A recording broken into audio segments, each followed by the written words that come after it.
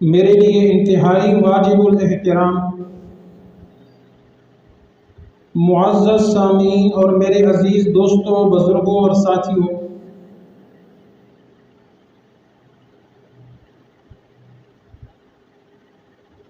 تیئیسویں پارے میں سے سورہ صاد کی آیت کریمہ نمبر 5 آپ حضرات کے سامنے تلاوت کی ہے۔ اللہ رب العزت سے دعا ہے کہ اللہ پاک مجھے اس آیت کا صحیح مفہوم بیان کرنے کی توفیق عطا فرمائے، اور بیان کرنے کے بعد مجھے اور آپ سب کو اس پر عمل کرنے کی توفیق عطا فرمائے۔ سامعین محترم، اس دنیا کے اندر جتنی بھی چیزیں ہمارے سامنے موجود ہیں،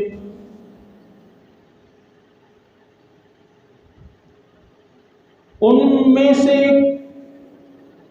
بعض چیزیں ایسی ہوتی ہیں کہ جن کے بارے میں ہم یہ چاہتے ہیں کہ ہمارا ان چیزوں کے ساتھ قرب ہو، یعنی دنیا کے اندر جتنی بھی چیزیں ہیں، کچھ چیزیں ایسی ہیں جن کے بارے میں ہم یہ چاہتے ہیں کہ ہمارا ان چیزوں کے ساتھ قرب ہو، یعنی نزدیکی ہو، کہ ہم ان چیزوں کے ساتھ نزدیک رہیں اور وہ چیزیں ہمارے ساتھ نزدیک رہیں۔ اور بعض چیزیں اس دنیا کے اندر ایسی ہیں جن کے بارے میں ہم یہ چاہتے ہیں کہ ہماری ان چیزوں سے دوری ہو، بعد ہو، یعنی وہ چیزیں ہم سے دور رہیں اور ہم ان چیزوں سے دور رہیں۔ ایسا ہم کیوں چاہتے ہیں، ایسا ہم کیوں تصور کرتے ہیں کہ بعض چیزیں ہم سے نزدیک رہیں اور ہم ان سے نزدیک رہیں، اور بعض چیزیں ایسی ہیں جن کے بارے میں ہم یہ چاہتے ہیں کہ وہ چیزیں ہم سے دور رہیں اور ہم ان چیزوں سے دور رہیں۔ یہ ہمارا دنیا کے اندر موجود چیزوں کے بارے میں ایک معیار ہے، ایک خیال ہے۔ اس کی وجہ یہ ہے کہ جو چیزیں ہمارے لیے فائدہ مند ہوں گی، جن چیزوں سے ہمیں فائدہ حاصل ہوگا، ان چیزوں کے بارے میں ہم یہ چاہیں گے کہ ہم ان چیزوں سے قریب رہیں اور وہ ہم سے قریب رہیں، اور جن چیزوں سے ہمیں نقصان پہنچے گا، ان چیزوں کے بارے میں ہمارا ذہن یہ خیال کرے گا کہ ہم ان چیزوں سے دور رہیں اور وہ چیزیں ہم سے دور رہیں۔ یہ دنیا کے اندر ہمارا بنایا گیا اپنا معیار ہے، لیکن ہمارا یہ معیار غلط بھی ہو سکتا ہے، اس لیے کہ قرآن پاک میں اللہ تعالیٰ فرماتے ہیں عَسَىٰ أَن تَكْرَهُوا شَيْئًا وَهُوَ خَيْرٌ لَكُمْ وَعَسَىٰ أَن تُحِبُّوا شَيْئًا وَهُوَ شَرٌّ لَكُمْ۔ جن چیزوں کے بارے میں ہم یہ سوچتے ہیں کہ یہ ہمارے لیے فائدے مند ہوں گی، ہمیں ان سے فائدہ حاصل ہوگا، اللہ پاک فرماتے ہیں کہ ہو سکتا ہے جن چیزوں کو تم پسند کرتے ہو اور تم یہ سوچتے ہو کہ ان کے اندر تمہارا فائدہ ہوگا، لیکن ہو سکتا ہے کہ وہ چیزیں تمہارے لیے نقصان دہ ہوں، اور جن چیزوں کے بارے میں تم یہ سوچتے ہو کہ وہ تمہارے لیے نقصان دہ ہیں، ہو سکتا ہے کہ اصل میں اور حقیقت میں وہی چیزیں تمہارے لیے فائدہ مند ہو۔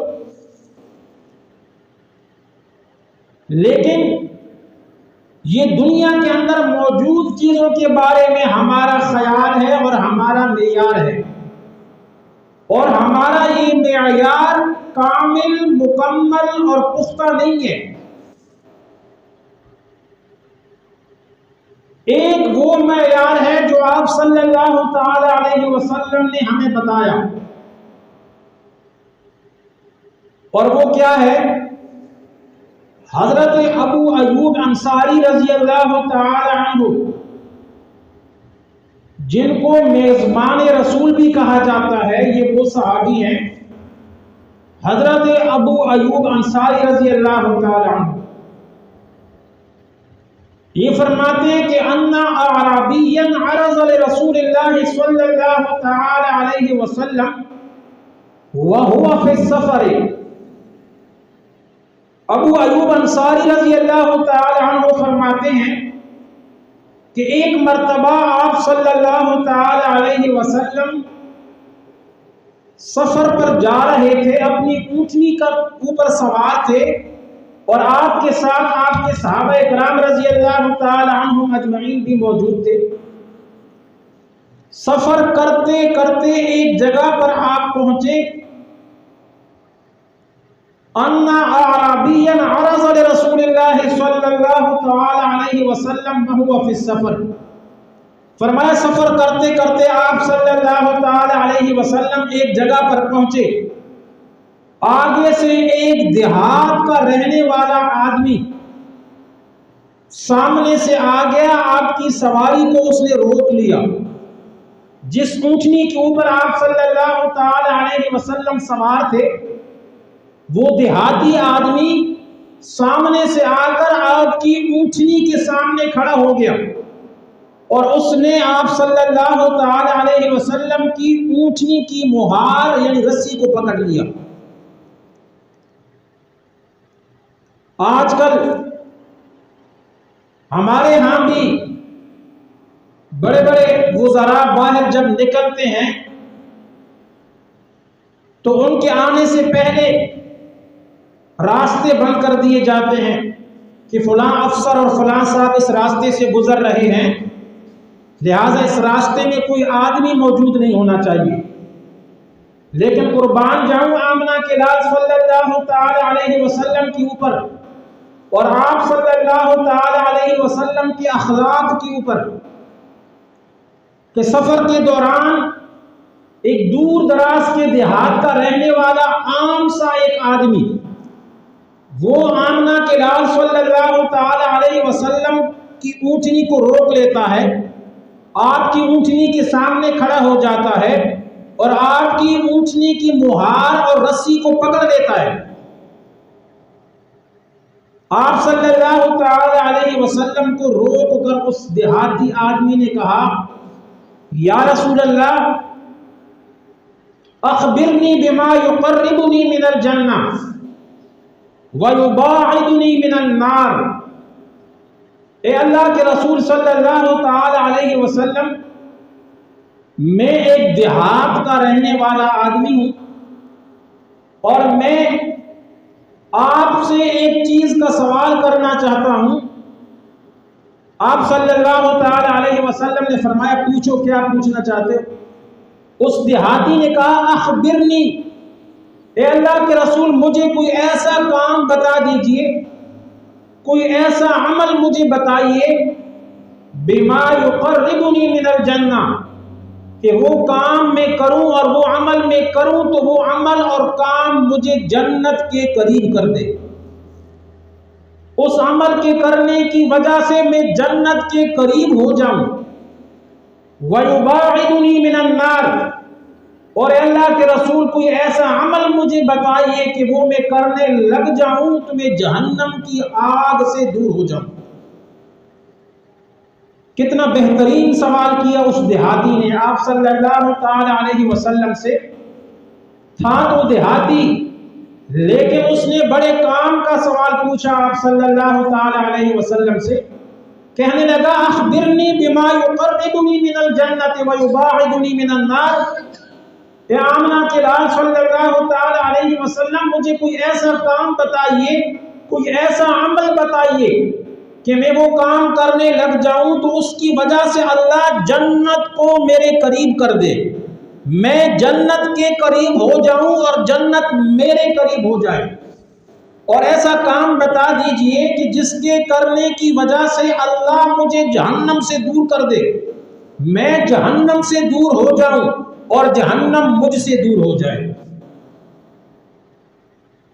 اس دیہاتی نے آپ صلی اللہ تعالی علیہ وسلم کی اونٹنی کو دوران سفر اونٹنی کو روک کر یہ سوال کیا، اور بڑے کام کا سوال کیا، اس لیے کہ جنت واقعی ہی ایسی چیز ہے کہ جس کے قریب ہویا جائے، جنت قریب ہونے کی چیز ہے، اور جہنم واقعی ایسی چیز ہے کہ جس سے دور ہویا جائے، جہنم دور ہونے کی چیز ہے۔ ہم جتنے بھی اعمال کرتے ہیں، جتنے بھی نیک اعمال ہم کرتے ہیں، اسی وجہ سے کرتے ہیں کہ اللہ ہمیں قیامت کے دن میدان محشر میں جنت کے قریب کر دے اور جنت میں بھیج دے، اور جہنم کی آگ سے ہم دور ہو جائیں۔ تو واقعی جنت ایسی چیز ہے کہ جس کا قریب ہونا ضروری ہے، اور جہنم ایسی چیز ہے کہ جس کا دور ہونا ضروری ہے انسان سے۔ کیوں؟ اس لیے کہ قرآن پاک میں جو اللہ تعالیٰ نے جنت اور جنت کی صفات جگہ جگہ بیان کی ہیں، اور جنت کی نعمتیں اللہ تعالیٰ نے جو قرآن میں اپنے بندوں کے لیے بیان کی ہیں کہ جنت کیسی ہوگی۔ ایک مرتبہ آپ صلی اللہ تعالی علیہ وسلم کے ایک صحابی ہیں ابو سعید خدری رضی اللہ تعالی عنہ۔ ابو سعید خدری رضی اللہ تعالی عنہ فرماتے ہیں، مشکات شریف کی حدیث ہے کہ صحابہ کرام بیٹھے ہوئے تھے، آپ صلی اللہ تعالی علیہ وسلم کی مجلس لگی ہوئی تھی، تو صحابہ کرام میں سے کسی نے پوچھا، یا رسول اللہ، جب جنتی جنت میں چلے جائیں گے تو اللہ تعالیٰ اپنے جنتیوں کو جو اللہ کے مہمان ہوں گے، اللہ ان کی کیا دعوت کریں گے؟ پہلے دن، پہلی دعوت، پہلا کھانا جنتیوں کا کون سا ہوگا؟ ابو سعید خدری رضی اللہ تعالیٰ عنہ فرماتے ہیں کہ ایک صحابی نے آپ سے پوچھا، یا رسول اللہ، جنتیوں کا سب سے پہلا کھانا کون سا ہوگا؟ جنتیوں کو سب سے پہلے اللہ تعالیٰ کی طرف سے جو مہمان نوازی کی جائے گی، اللہ جنتیوں کو سب سے پہلی خوراک کون سی کھلائے گا؟ چنانچہ آپ صلی اللہ تعالی علیہ وسلم نے فرمایا کہ قیامت کے دن جب جنتی جنت میں چلے جائیں گے، اللہ تعالیٰ سب سے پہلے ہی جو دعوت کرے گا جنتیوں کی وہ یہ ہوگی، آپ نے فرمایا یہ جو زمین ہے، قیامت کے دن اللہ رب العزت اس پوری زمین کی ایک روٹی بنائیں گے۔ اللہ تعالیٰ قیامت کے دن اس پوری زمین کی روٹی بنائیں گے، اور آپ صلی اللہ تعالی علیہ وسلم نے فرمایا اللہ تعالیٰ اس زمین کی روٹی بنا کر اس کو حرکت دیں گے کہ اس کے ساتھ جو مٹی یا ریت وغیرہ جو ذرات لگے ہوں گے وہ جھڑ جائیں۔ جیسا کہ ایک مسافر جب سفر کرتا ہے اور اپنے ساتھ کھانے کا سامان لیتا ہے تو جو وہ سفر کے دوران کھانا کھانے لگتا ہے تو وہ روٹی کو جھاڑتا ہے تاکہ اس کے ساتھ جو ذرات یا مٹی وغیرہ لگی ہو وہ جھڑ جائے۔ اتنی بات آپ صلی اللہ تعالی علیہ وسلم نے بیان کی، اور یہ کوئی بعید بھی نہیں ہے، اللہ یہ کر سکتا ہے۔ جو اللہ اس زمین کے اندر سے ہمیں مختلف قسم کی نعمتیں نکال کر کھلا سکتا ہے، جو اللہ اس زمین سے ہمارے لیے گندم پیدا کر سکتا ہے، مکئی پیدا کر سکتا ہے، مختلف قسم کے پھل پھول پیدا کر سکتا ہے، وہ اللہ قیامت کے دن اس زمین کی روٹی بھی بنا سکتا ہے۔ چنانچہ ابو سعید خدری فرماتے ہیں کہ آپ صلی اللہ تعالی علیہ وسلم نے فرمایا قیامت کے دن سب سے پہلا کھانا جو جنتیوں کو کھلایا جائے گا وہ اللہ تعالیٰ اس زمین کی روٹی بنائیں گے۔ اتنی بات آپ نے بیان کی کہ اتنے میں ایک یہودی آپ صلی اللہ تعالی علیہ وسلم کی مجلس میں آ کر بیٹھ گیا، اور اس یہودی نے آ کر کہا، اے اللہ کے رسول، میں آپ کو بتاؤں کہ اللہ قیامت کے دن جنتیوں کو سب سے پہلا کون سا کھانا کھلائے گا؟ تو آپ نے فرمایا بتاؤ۔ وہ یہودی جو حضرت موسیٰ علیہ السلام کو ماننے والا تھا، تورات کے اوپر اس کا ایمان تھا، کہنے لگا اے اللہ کے رسول قیامت کے دن اللہ اس زمین کی روٹی بنائیں گے۔ یہ بات تو آپ صلی اللہ تعالی علیہ وسلم اس سے پہلے بیان کر چکے تھے اسی محفل میں۔ اسی دوران وہ یہودی آ کر بیٹھ گیا آپ کی مجلس میں، تو اس نے آ کر کہا کہ میں بتاتا ہوں اے اللہ کے رسول کہ اللہ قیامت کے دن جنتیوں کو سب سے پہلے کون سا کھانا کھلائے گا؟ چنانچہ آپ نے کہا بتاؤ۔ اس یہودی نے کہا قیامت کے دن اللہ سب سے پہلا کھانا اور جنتیوں کی سب سے پہلی دعوت یہ کریں گے کہ اللہ اس پوری زمین کی ایک روٹی بنائیں گے۔ آپ صلی اللہ تعالی علیہ وسلم اس یہودی کی یہ بات سن کر ہنس پڑے، مسکرانے لگے اور کھلکھلا کر ہنس پڑے، اور آپ صلی اللہ تعالی علیہ وسلم سے وہ یہودی کہنے لگا کہ اللہ کے رسول میں آپ کو بتاؤں کہ اس روٹی کے ساتھ سالن کیا دیا جائے گا جنتیوں کو؟ کھانے کے لیے تو روٹی دی جائے گی، وہ روٹی کس سے اللہ تعالیٰ بنائیں گے؟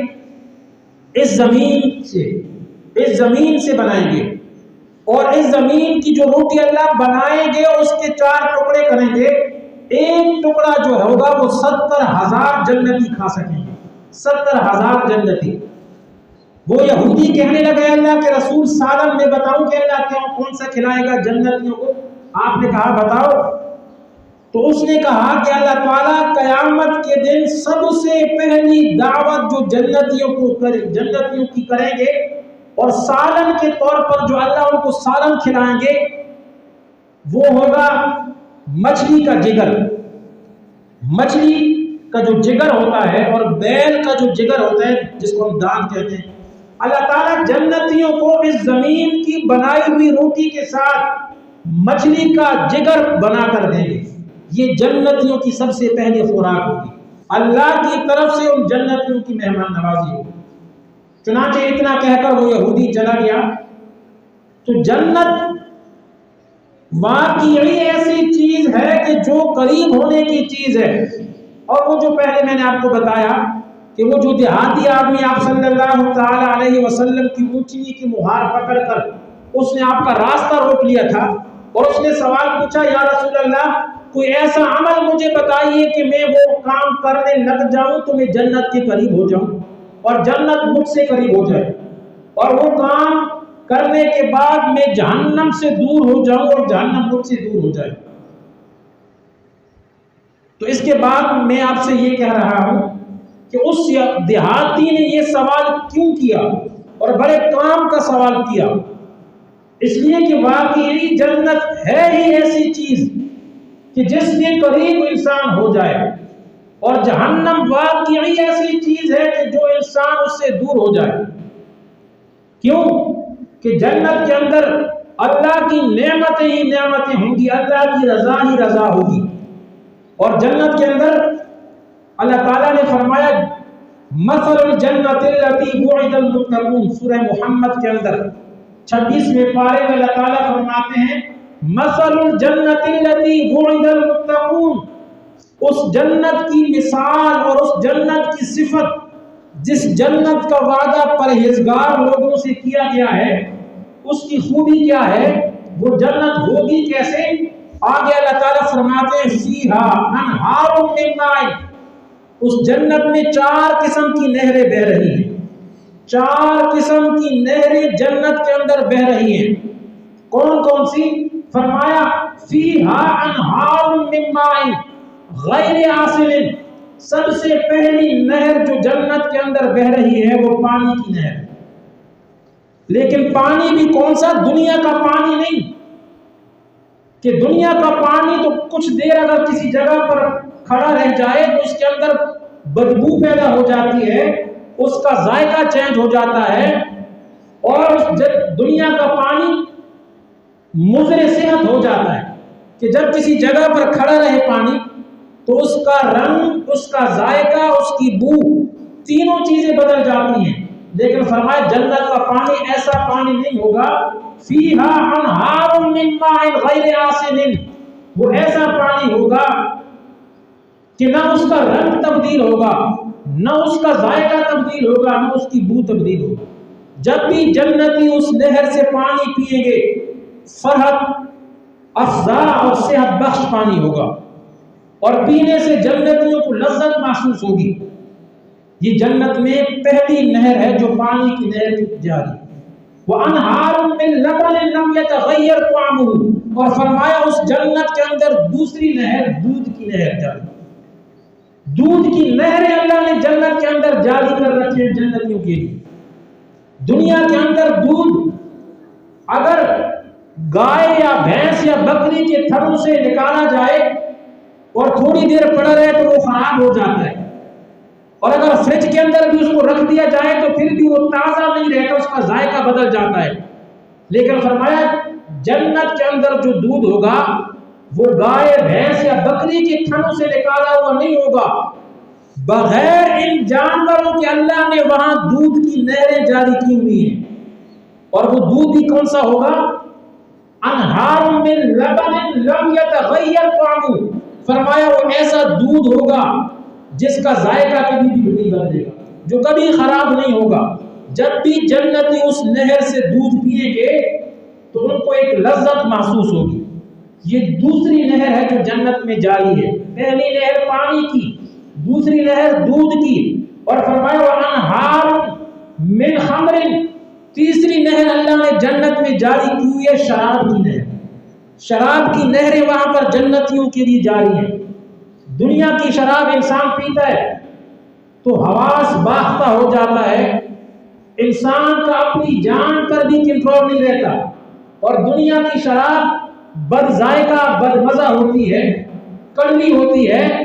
لیکن فرمایا جنت کی جو شراب ہوگی وہ دیکھنے میں حسین ہوگی اور ذائقے میں وہ بڑی لذیذ ہوگی۔ انہار من خمر لذت للشاربین، اور پینے والوں کو مزہ دے گی۔ تیسری نہر جنت میں اللہ نے شراب کی جاری کی، اور چوتھی نہر جو اللہ نے جنت میں جاری کی ہے فرمایا وَأَنْهَارٌ مِّنْ عَسَلٍ مُّصَفًّى، شہد کی نہریں وہاں پر جاری۔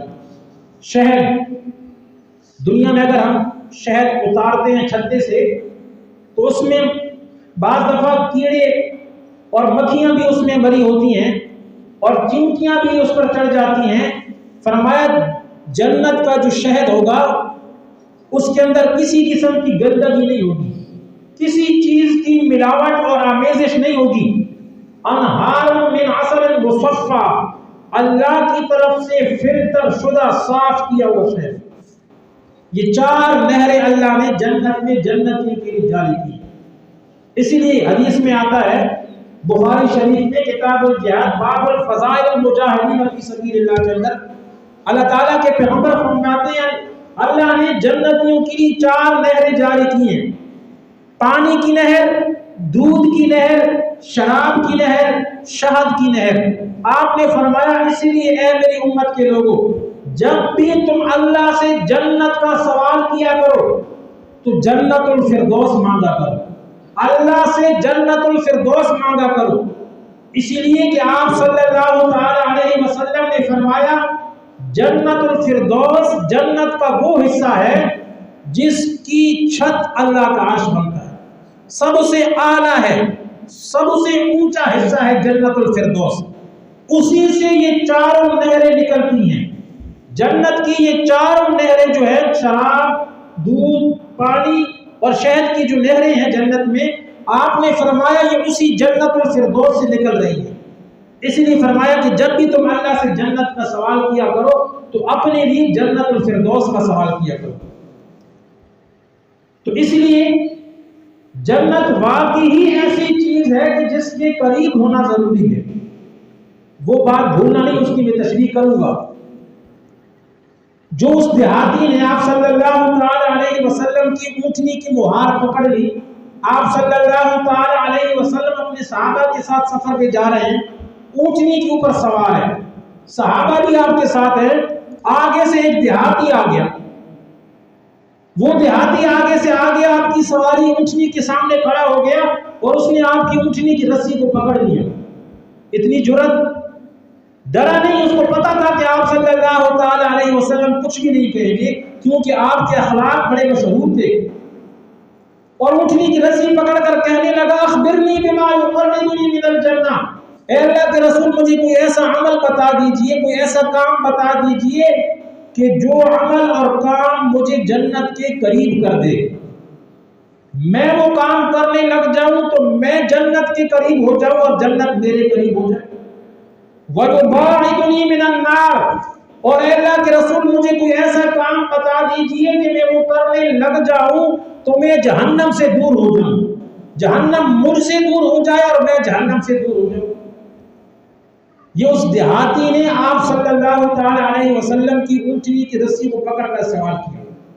درمیان میں نے آپ کو بتایا کہ تھا تو وہ دیہاتی، لیکن سوال اس نے بڑا اچھا کیا، بڑا خوبصورت سوال کیا، اس لیے کہ جنت واقعی ہی ایسی چیز ہے کہ جس کے قریب ہونا ضروری ہے، کیونکہ اللہ تعالیٰ نے جنت کی اور جنت کی جو نعمتیں اللہ نے قرآن میں احادیث میں بیان کی ہیں کہ جو جنتی لوگوں کو ملے گی، اور جنتیوں کو سب سے پہلا کھانا کون سا دیا جائے گا، میں نے بتایا آپ کو کہ اللہ قیامت کے دن اس پوری زمین کی روٹی بنائیں گے، اور اس روٹی کو اللہ تعالیٰ جنتیوں کو پہلی دعوت کے طور پر کھلائیں گے، اور سالن کے طور پر اللہ تعالیٰ جنتیوں کو مچھلی کا جگر پکا کر کھلائیں گے۔ اور ایک مجلس میں آپ صلی اللہ تعالی علیہ وسلم بیٹھے تھے، صحابہ کرام بھی بیٹھے تھے۔ صحابہ کرام کی عادت تھی کہ وہ آپ صلی اللہ تعالی علیہ وسلم سے جو سوال بھی ان کے ذہن میں آتا تھا وہ پوچھتے تھے، تاکہ اس سے بعد میں آنے والی امت کا بھی فائدہ ہو اور ان کا بھی فائدہ ہو۔ ایک صحابی نے آپ سے پوچھا یا رسول اللہ، جنت میں جو اللہ تعالیٰ جنتیوں کو محلات عطا کرے گا، بڑے بڑے محل عطا کرے گا، بڑے بڑے بنگلے عطا کرے گا، ان کا میٹیریل کیسا ہوگا؟ میٹیریل گارا اور مسالہ کیسا ہوگا، اس کی اینٹیں کیسی ہوں گی؟ بڑے بڑے جو محل ہوں گے جنت میں، اور سب سے ادنا جنتی جو ہوگا، سب سے ادنا جنتی اور سب سے آخر میں جانے والا جنتی، اللہ تعالیٰ جو اس کو جنت میں مکان عطا کریں گے، جو اس کی جائیداد ہوگی، پلاٹ ہوگا، وہ اس دنیا سے 10 گنا بڑا ہوگا، اس دنیا سے 10 حصے بڑا ہوگا۔ تو ایک صحابی نے سوال کیا یا رسول اللہ، اس جنت کے جو محل ہوں گے بڑے بڑے، ان کا میٹیریل کیسا ہوگا؟ اسی طرح دنیا میں جو ہم سیمنٹ اور بلاک اور اینٹیں وغیرہ استعمال کرتے ہیں، اسی سے وہ بنے ہوں گے یا کس چیز سے؟ آپ صلی اللہ تعالی علیہ وسلم نے فرمایا جنت کے محل کی ایک اینٹ سونے کی ہوگی اور دوسری اینٹ چاندی کی ہوگی، سونے اور چاندی کی اینٹوں سے وہ محلات بنائے گئے ہیں۔ آپ نے فرمایا کہ ایک اینٹ سونے کی، اس کے ساتھ دوسری اینٹ چاندی کی لگا کر اس طرح وہ محلات بنائے گئے۔ صحابی نے پوچھا یا رسول اللہ، مسالہ کون سا ہوگا؟ میٹیریل گارا جس کو کہتے ہیں، کیا یہ سیمنٹ ہوگی یا مٹی کا گارا بنا کر ان کو بنایا گیا ہے؟ آپ نے فرمایا مسالہ اور گارا یہ نہیں ہوگا، جنت کے محل کی ایک ایک اینٹ سونے کی اور دوسری اینٹ چاندی کی، اور مسالے کے طور پر اللہ کستوری کو استعمال کریں گے۔ کستوری جس طرح ہم سیمنٹ استعمال کرتے ہیں پھر اس کے اوپر دوسری اینٹ رکھتے ہیں، فرمایا جنت کا جو مسالہ ہوگا ان محلات کا کستوری ہوگا۔ صحابی نے پوچھا یا رسول اللہ، کنکریٹ کیسی ہوگی؟ کیا یہی کنکریٹ ہوگی جو دنیا میں ہم کنکریٹ؟ آپ نے فرمایا یہ کنکریٹ نہیں ہوگی، کنکریٹ ہیرے جواہرات اور موتی ہوں گے۔ یہ محلات اللہ تعالیٰ جنتیوں کو جنت میں عطا کرے گا۔ تو واقعی جنت ہے ہی ایسی چیز کہ جس کے قریب ہونا ضروری ہے۔ ہم یہی چاہتے ہیں کہ ہم جنت کے قریب ہو جائیں اور جنت ہمارے قریب ہو جائے، اسی لیے تو ہم دنیا میں یہ اعمال کرتے ہیں۔ اور دوسرا سوال اس صحابی نے یہ کیا، اور جس نے آپ کی اونٹنی کی رسی کو پکڑا تھا، کہ یا رسول اللہ وَيُبَاعِدُنِي مِنَ النَّارِ، ایسا عمل بتائیے کہ میں وہ کرنے لگ جاؤں تو میں جہنم سے دور ہو جاؤں، کیونکہ جہنم ہے ہی ایسی چیز کہ جس کا انسان سے دور ہونا ضروری ہے۔ وہاں پر تکلیفیں ہی تکلیفیں ہیں۔ یوں سمجھیے کہ جہنم ٹارچر کرنے کی اور تکلیف دینے کی سب سے آخری جگہ ہے۔ ایسا ٹارچر کیا جائے گا وہاں پہ، اور ایسی تکلیفات ہیں کہ اللہ کی پناہ، اللہ ہم سب کی حفاظت فرمائے۔ جہنم قرآن میں اللہ تعالیٰ فرماتے ہیں جہنمیوں کو جو کھانا دیا جائے گا نا، سورہ الدخان کے اندر 25ویں پارے میں اللہ فرماتے ہیں ان شجرۃ الزقوم طعام الاثیم کالمہل یغلی فی البطون کغلی الحمیم، جہنمیوں کو جو کھانا دیا جائے گا وہ زقوم کا درخت ہوگا، ان شجرۃ الزقوم جس کو چھوہر کا درخت بھی کہا جاتا ہے۔ فرمایا بے شک زقوم کا درخت طعام الاثیم گنہگاروں کا کھانا ہوگا، زقوم کا درخت ان جہنمیوں کا کھانا ہوگا، اور وہ زقوم کا درخت ہوگا کیسے؟ کل مہل، میم ہا لام مہل، عربی میں مہل کہا جاتا ہے پگھلا ہوا تانبا۔ کبھی آپ نے دیکھا ہے تانبے کو جب پگھلایا جاتا ہے تو وہ کیسا گرم ہوتا ہے؟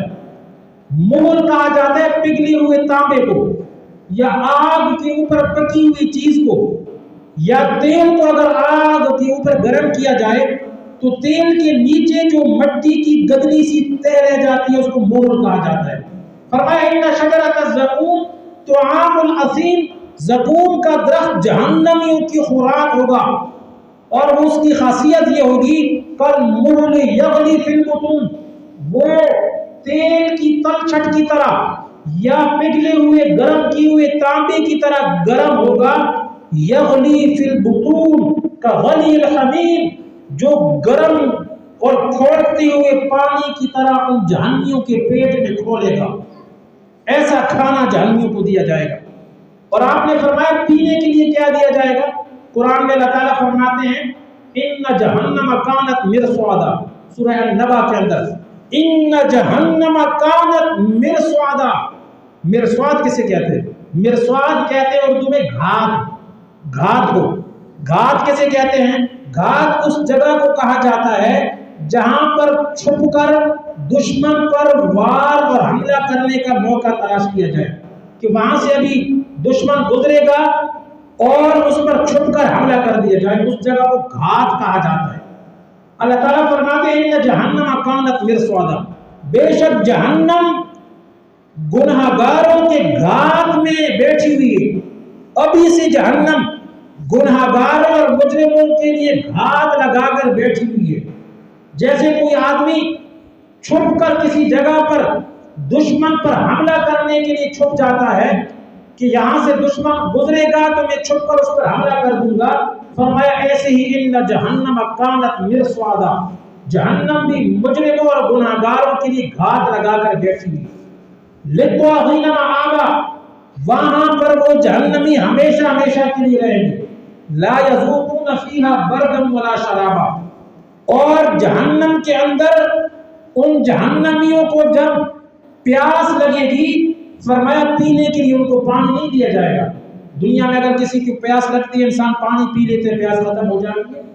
فرمایا جہنمیوں کو جب پیاس لگے گی وہاں پر نہ ان کو ٹھنڈک کے لیے کوئی ایسی چیز ہوگی جس سے وہ ٹھنڈک حاصل کر سکیں گے، اور نہ پینے کے لیے پانی دیا جائے گا۔ فرمایا الا حمیما وغساقا، حمیم کہتے ہیں گرم کھولتے ہوئے پانی کو۔ جب انسان پانی آگ کے اوپر رکھتا ہے اور جب وہ بالکل کھول جاتا ہے اس کو حمیم کہا جاتا ہے۔ فرمایا الا حمیما وغساقا، جہنمیوں کو پیاس کے لیے کھولتا گرم پانی پلایا جائے گا۔ وغساقا، غساق کہتے ہیں جہنمیوں کے جسموں سے نکلنے والے پیپ کو، کہ جب ان کو آگ کا عذاب دیا جائے گا اور ان کے جسم جب جہنم کی آگ میں جل جل کر ان سے پیپ نکلے گا، فرمایا جہنمیوں کو پانی کے طور پر وہ پیپ پلایا جائے گا، اور اتنی بدبودار ہوگا وہ پیپ کہ وہ نہیں پیئیں گے، لیکن اللہ تعالیٰ فرشتوں سے کہیں گے ذوق انک انت العزیز الکریم خذوہ فاعتلوہ الی سواء الجحیم۔ اللہ تعالیٰ فرشتوں کو جہنم کے داروغوں سے کہیں گے ان کو زبردستی پلاؤ۔ چنانچہ جہنم کے وہ فرشتے زبردستی ان جہنمیوں کے منہ میں وہ گرم کھولتا ہوا پانی اور جہنمیوں کے جسم سے نکلا ہوا پیپ ان کو پلائیں گے۔ تو پہلی بات پر آ جائیے، وہ جس دیہاتی نے آپ صلی اللہ تعالی علیہ وسلم کی اونٹنی کی مہار پکڑی اور اس نے آپ سے سوال کیا یا رسول اللہ اخبرنی بما یقربنی من الجنہ، اے اللہ کے رسول مجھے کوئی ایسا عمل بتائیے، ایسا کام بتائیے کہ میں وہ کام کرنے لگ جاؤں تو میں جنت کے قریب ہو جاؤں، وَيُبَاعِدُنِي مِنَ النَّارِ، اور جہنم سے دور ہو جاؤں۔ یہ اس دیہاتی نے آپ سے سوال کیا، جواب میں آپ صلی اللہ تعالی علیہ وسلم نے اس کو 4 چیزیں بتائیں۔ جواب میں آپ صلی اللہ تعالی علیہ وسلم نے اس دیہاتی کو، جس نے آپ کی اونٹنی کی مہار پکڑی ہوئی ہے، آپ کی اونٹنی کی رسی کو پکڑا ہوا ہے، اس نے جب یہ سوال پوچھا تو آپ صلی اللہ تعالی علیہ وسلم نے صحابہ سے فرمایا، اے میرے صحابہ، قد وفقا وفی روایت قد ہدیہ، آپ نے فرمایا اللہ نے اس دیہاتی آدمیوں کو کیسا بہترین سوال کرنے کی توفیق دی، کتنا بہترین سوال اس نے مجھ سے پوچھا کہ کوئی ایسا عمل بتائیے جس کی وجہ سے میں جنت کے قریب ہو جاؤں، جہنم سے دور ہو جاؤں۔ آپ نے فرمایا قد وفقا، اللہ نے اس کو بہت اچھا سوال کرنے کی توفیق دی۔ پھر اس کے سوال کے جواب میں آپ صلی اللہ تعالی علیہ وسلم نے کتنی چیزیں بتائیں؟ 4 چیزیں آپ نے بتائیں، 4 اعمال آپ نے بتائے، اور آپ نے فرمایا کہ اے دیہاتی، یہ 4 کام تو کرنے لگ جا، یہ 4 کام جب تک تو دنیا میں زندہ ہے یہ کرتا رہے، ان کی وجہ سے اللہ تجھے جنت کے قریب کر دیں گے اور جہنم سے تجھے دور کر دیں گے۔ پہلی چیز اور پہلا عمل جو آپ نے اس دیہاتی کو بتایا، ابھی تک اس نے آپ کی اونٹنی کو مہار کو پکڑا ہوا ہے، آپ نے فرمایا پہلی چیز یہ ہے، تعبد اللہ ولا تشرک بہ شیئا۔ اے مجھ سے اس بات کا سوال کرنے والے دیہاتی کہ اللہ تجھے جنت کے قریب کر دے اور جہنم سے دور کر دے، سب سے پہلا کام یہ کر، تعبد اللہ، صرف اللہ کی عبادت کر، ولا تشرک بہ شیئا، اللہ کی عبادت میں اس کے ساتھ کسی اور کو شریک نہ کرنا۔ یہ پہلا نسخہ اور پہلا عمل آپ نے اس دیہاتی کو بتایا۔ یہ نہیں فرمایا کہ اللہ کی عبادت کرتا رہے، فرمایا اللہ کی عبادت کرتا رہے، اس کے ساتھ فرمایا ولا تشرک بہ شیئا، اللہ کے ساتھ کسی اور کو اس کی عبادت میں شریک نہیں کرنا۔ عبادت صرف اللہ کا حق ہے، اور عبادت کی 3 قسمیں ہیں، پہلے بھی کسی جمعے میں نے بتایا، عبادت کی 3 قسمیں ہیں، قولی عبادت، بدنی عبادت، مالی عبادت۔ ایک عبادت کی قسم ہے قولی عبادت، یعنی ایسی عبادت جس کا تعلق انسان کی زبان کے ساتھ ہو، اس کو کہا جاتا ہے قولی عبادت۔ جیسے زبان سے ہم کیا اللہ کا ذکر کرتے ہیں، سبحان اللہ، الحمدللہ، اللہ اکبر، لا الہ الا اللہ، سبحانک اللہم، یہ جتنی بھی عبادات ہم اپنی زبان کو استعمال کر کے کرتے ہیں، اس عبادت کو کہا جاتا ہے قولی عبادت، یعنی وہ عبادت جس کا تعلق انسان کی زبان سے ہے۔ عبادت کی دوسری قسم ہے بدنی عبادت، وہ عبادت جس میں انسان کا بدن استعمال ہو، اس کو بدنی عبادت کہا جاتا ہے۔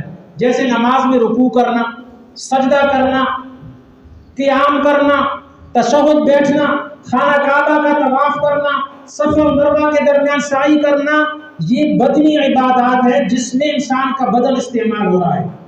تیسری عبادت کی قسم ہے مالی عبادت، ایسی عبادت جس میں انسان کا مال خرچ ہو، صدقہ کرنا، خیرات دینا، اللہ کے راستے میں مال خرچ کرنا، اس کو کہا جاتا ہے مالی عبادت۔ ہر روز 5 وقت نماز میں ہم التحیات میں پڑھتے ہیں، التحیات للہ والصلوات والطیبات، اس کا ترجمہ آپ کو آتا ہے، اسی کے اندر 3 عبادات کا ذکر ہے۔ فرمایا التحیات للہ، نمازی وعدہ کرتا ہے اللہ سے، اے اللہ میری جتنی بھی قولی عبادتیں ہیں للہ، وہ ساری کی ساری کس کے لیے؟ اللہ کے لیے۔ التحیات للہ، یا اللہ ساری قولی عبادت بھی میں تیرے لیے کروں گا، والصلوات، اے اللہ میں بدنی عبادت بھی تیرے لیے کروں گا، والطیبات، یا اللہ مالی عبادت بھی تیرے لیے کروں گا۔ یہ تینوں عبادات صرف اللہ کا حق ہے۔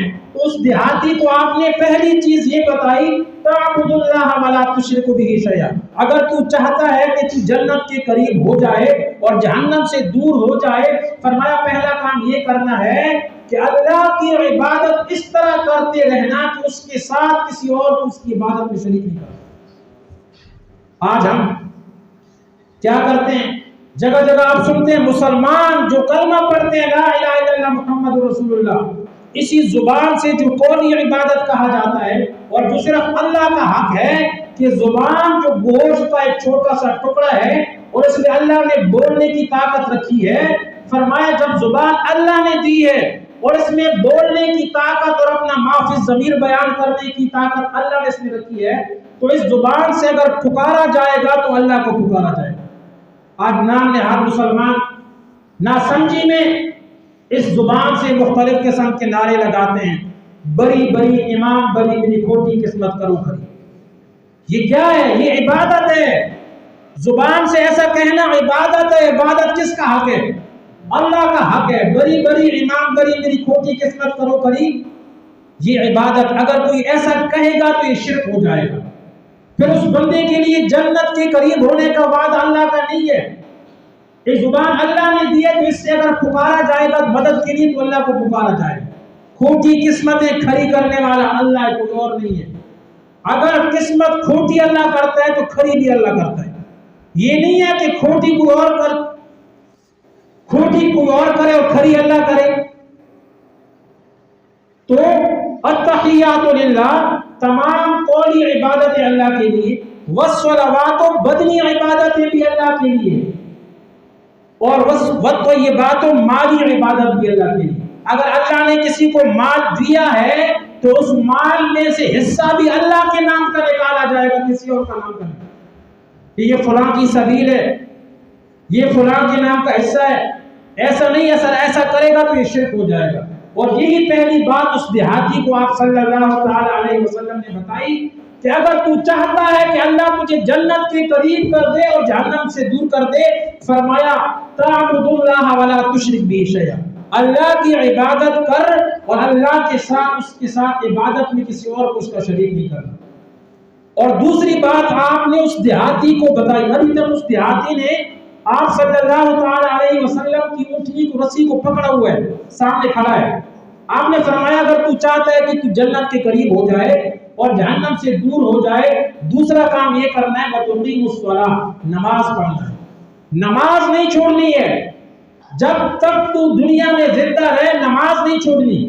اگر تو چاہتا ہے اللہ تجھے جنت کے قریب کر دے، جہنم سے دور کر دے، فرمایا 5 وقت کی نماز پڑھتے رہنا۔ آج ہمارا کیا حال ہے؟ ہمارا کیا حال ہے آج کل؟ نماز وقت ملا پڑھ لی، کام میں مصروفی چھوڑ دی، پرواہ نہیں ہے۔ فرمایا اگر تم نے دنیا میں نماز قضا کی یا نہ پڑھی تو پھر تمہارے لیے اللہ کی طرف سے جنت کا وعدہ نہیں ہے۔ تو دوسرا عمل آپ نے اس دیہاتی کو کیا فرمایا؟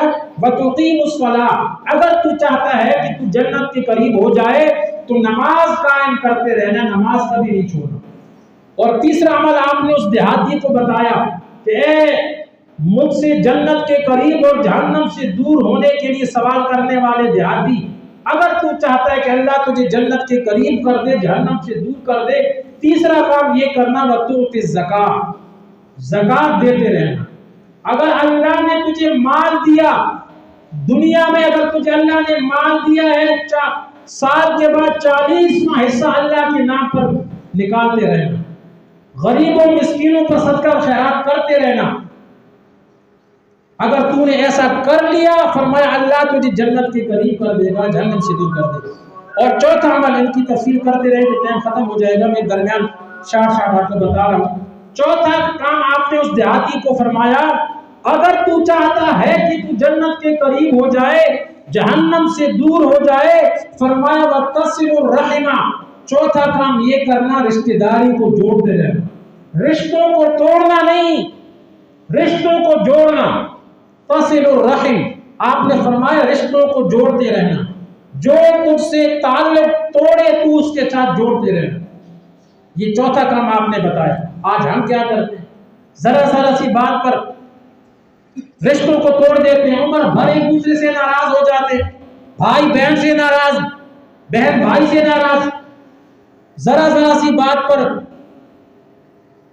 وہ ایک شعر بھی ہے نا جس کا ایک جملہ یہ ہے کہ ذرا سی بات پر برسوں کے یارانے گئے۔ تو میرے بھائیو، آپ صلی اللہ تعالی علیہ وسلم نے اس صحابی اور دیہاتی سے کہا اگر جنت کے قریب ہونا چاہتا ہے، جہنم سے دور ہونا چاہتا ہے، فصل الرحم، رشتوں کو جوڑتے رکھنا، رشتوں کو توڑنا نہیں۔ اور دوسری حدیث میں آپ نے فرمایا واعف عمن ظلم، واعف عمن ظلمک، فرمایا جو تجھ پر ظلم کرے تو اس کو معاف کر دے، اور جو تجھ سے برا سلوک کرے تو اس کے ساتھ اچھا سلوک کر۔ ہمیں اگر کوئی ایک گالی دے تو ہم اس کو دو دیتے، ہمیں کوئی ایک تھپڑ مار دے تو ہم اس کو دو مارتے ہیں۔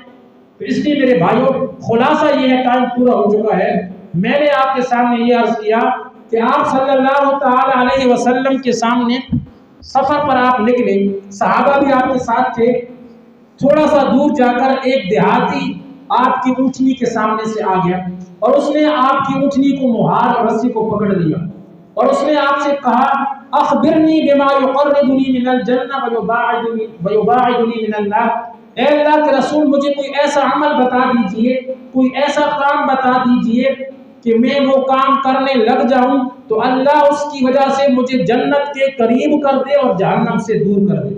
اس دیہاتی کے سوال کے جواب میں آپ نے اس کو 4 کام بتائے۔ پہلا، تعبد اللہ ولا تشرک بہ شیئا، فرمایا اللہ کی عبادت کرتے رہنا اور اس کے ساتھ عبادت میں کسی اور کو شریک نہیں کرنا۔ دوسرا، وتقیم الصلاۃ، 5 وقت کی نماز پڑھتے رہنا۔ تیسرا عمل آپ نے اس دیہاتی کو بتایا وتؤتی الزکاۃ، اللہ کے راستے میں زکات دیتے رہنا۔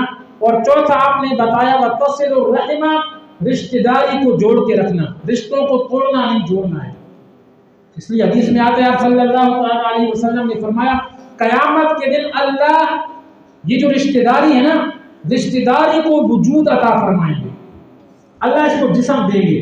قیامت کے دن حدیث میں آتا ہے آپ صلی اللہ تعالی علیہ وسلم نے فرمایا رشتہ داری کو قیامت کے دن اللہ جسم اور وجود عطا کریں گے، اور وہ رشتہ داری جو ہے اللہ کے عرش کے پایوں کو پکڑ لے گی۔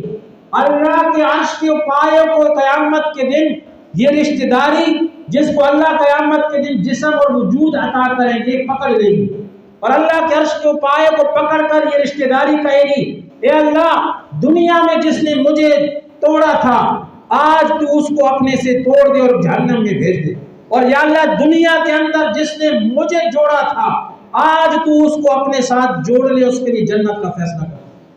اللہ تعالیٰ سے دعا ہے کہ اللہ پاک ہمیں ان باتوں پر عمل کرنے کی توفیق عطا فرمائے۔ وآخر الدعوانا